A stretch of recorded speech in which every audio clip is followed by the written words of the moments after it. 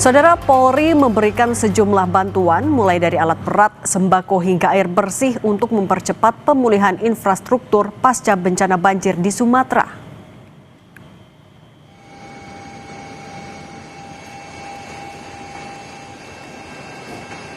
Pelepasan bantuan kemanusiaan Polri dilakukan di Mapolres Aceh Utara. Sebagian besar bantuan akan disalurkan menuju Kecamatan Lengkahan, Aceh Utara.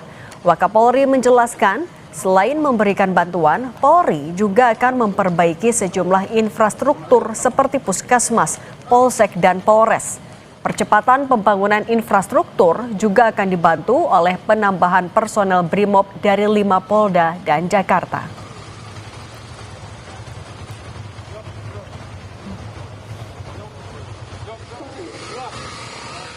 Kemudian alat-alat berat sesuai dengan permintaan Bapak Kapolda tadi juga untuk membuka akses di Langkahan. Tadi ada 7 alat berat, ya, ekskavator besar dan ekskavator kecil. Kemudian juga ada dump truck, ada 7 juga. Kita dorong ke sana dan beberapa wilayah di dekat Langkahan. Kemudian juga ada bantuan sembako juga. Nanti akan didistribusikan teman-teman dari Polres juga di beberapa titik pengungsi di sekitar Langkahan dan sekitarnya. Kemudian juga ada air bersih langsung bisa dibersihkan karena ada beberapa titik yang dicoba untuk kita bor air bor, ini masih berproses, makanya kita dorong air bersih juga. Kemarin komputer sudah dibantu Pak Kapolda Wakapolri Komjen Deddy Prasetyo juga meninjau daerah yang terdampak banjir bandang di Aceh Tamiang. Komjen Deddy Prasetyo melihat langsung kondisi pengungsi dan berdialog dengan warga. Wakapolri juga melihat kondisi Polres Aceh Tamiang yang masih terendam lumpur. Wakapolri berjanji akan mendatangkan mobil operasional baru untuk membantu tugas polisi. Polisi juga sudah menyiapkan 7 alat berat untuk membuka jalur logistik bantuan.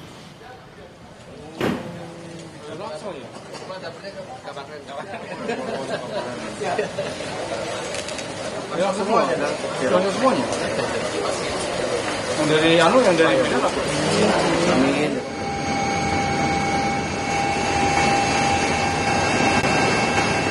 Wakapolri Komjen Deddy Prasetyo meninjau 2 wilayah yang terdampak banjir di Aceh, yaitu Aceh Utara dan Aceh Tamiang. Apa saja yang masih dibutuhkan oleh daerah-daerah itu dan bantuan apa yang diberikan oleh Polri? Kita tanyakan kepada Wakapolri Komjen Deddy Prasetyo. Pak Deddy, selamat petang. Selamat petang, Mas. Salam sehat selalu. Alhamdulillah. Pak Deddy, setelah Anda berdialog dan juga meninjau secara langsung lokasi bencana di Aceh, apa saja yang masih sangat dibutuhkan oleh warga, Pak Deddy? Ya, jadi untuk yang khusus yang di Aceh Utara, tadi dari diskusi saya dengan Pak Kapolda, kemudian Pak Bupati dan Kapolres, utamanya air bersih. Air bersih kita akan mencukupi seluruh Aceh itu 300, sudah berproses 83, kemudian akan ditambah kekurangannya. Kemudian untuk obat-obatan, Pak Bupati minta berapa obat-obatan karena ada sekitar 7 puskesmas yang terdampak dan habis obat-obatan. Malam hari ini sudah disiapkan sesuai dengan arahan Bapak Kapolri, ada 60 koli obat-obatan akan dikirim segera ke Aceh Utara. Kemudian untuk operasionalisasi Polres dan Polsek, sana Polsek Langkahan itu sudah betul-betul lumpuh.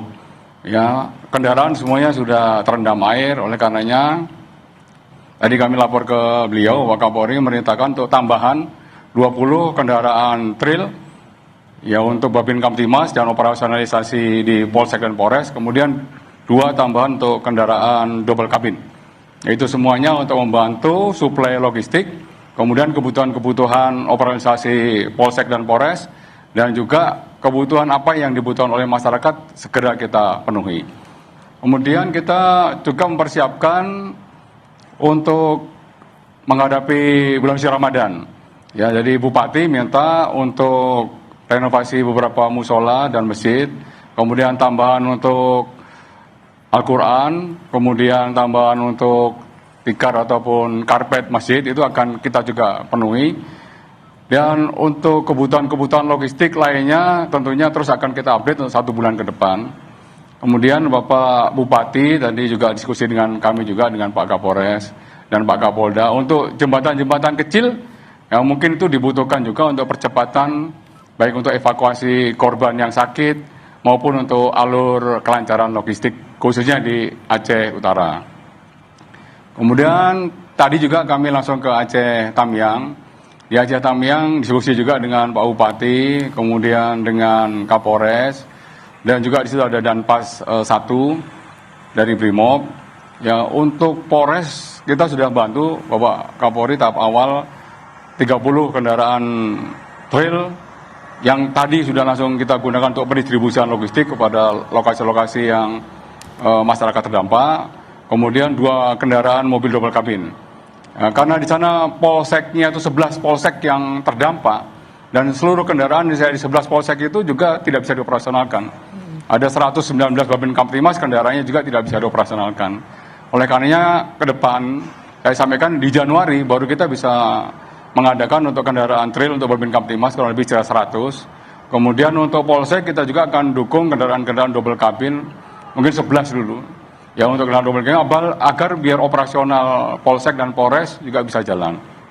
Sama baik di Aceh Utara maupun di Aceh Tamiang dari bupati-bupati minta bantuan alat berat. Bapak Kapolri sudah memerintahkan.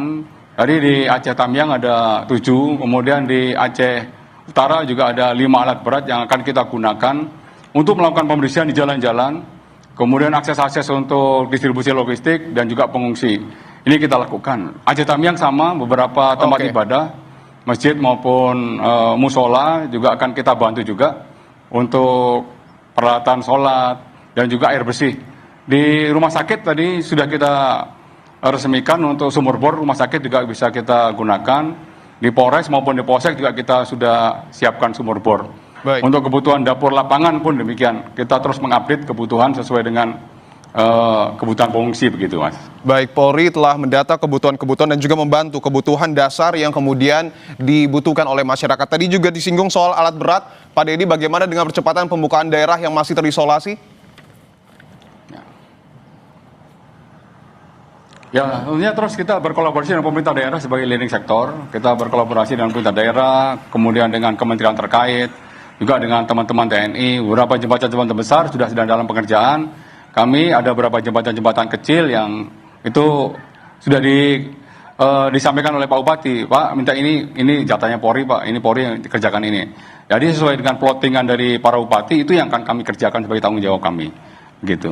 Oke, bahwa tadi Pak Dedi juga sempat menyinggung ada 11 polsek kalau tidak salah terdampak bencana banjir di Aceh Tamiang. Bisa diceritakan dan dielaborasi mungkin Pak kondisinya seperti apa? Ya. Karena saya sempat ke Aceh Tamiang juga dan melihat begitu porak-poranda Pak, kantor polisi yang ada di sana.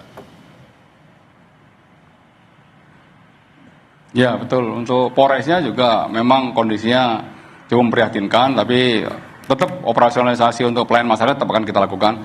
Kalau yang 11 polsek tadi yang terdampak oleh Bapak Kapolres tadi menyampaikan memang kondisinya sudah cukup parah, Mas. Jadi untuk operasionalisasi memang butuh perbaikan-perbaikan dan renovasi yang cukup memadai. Yang paling penting justru kendaraan, Mas. Kendaraan ini untuk mendistribusikan bantuan logistik, kemudian untuk mengevakuasi warga yang membutuhkan untuk pengobatan dan sebagainya. Dari Pak Kapolres menyampaikan mohon bantuan untuk kendaraan roda 2 khususnya. Dan roda 4 nanti secara bertahap. Ya sama dengan di Aceh Utara pun demikian. Beberapa kendaraan sudah tidak bisa dioperasionalkan karena betul-betul sudah tenggelam, sudah nggak bisa bergerak sama sekali. Tadi saya lihat juga beberapa kendaraan truk-truk yang dimiliki oleh Polres, kemudian kendaraan-kendaraan angkutan roda 6 lainnya sudah nggak bisa digunakan sama sekali, gitu Mas. Baik, semoga tugas Polri di Aceh Utara dan juga Aceh Tamiang dilancarkan ya Pak ya, agar bisa membantu masyarakat di sana. Terima kasih Wakapolri Komjen Dedi Prasetyo telah bergabung di Kompas Petang. Terima kasih.